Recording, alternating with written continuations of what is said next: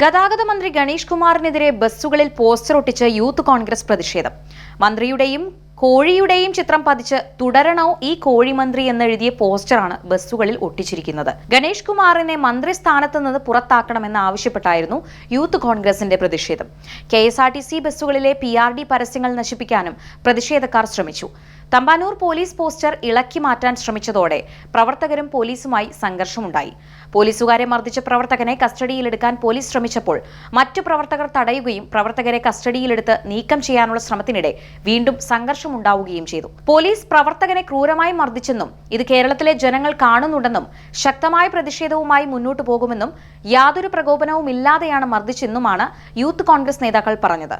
ഗണേഷിനെ കിടപ്പുമുറിയിൽ മറ്റൊരു സ്ത്രീക്കൊപ്പം കണ്ടെന്നും ചിത്രമെടുക്കാൻ ശ്രമിച്ചപ്പോൾ മന്ത്രിയുടെ സഹായികൾ തടഞ്ഞുവെച്ചുമെന്നുമായിരുന്നു ഭാര്യ ബിന്ദു മേനോന്റെ വെളിപ്പെടുത്തൽ.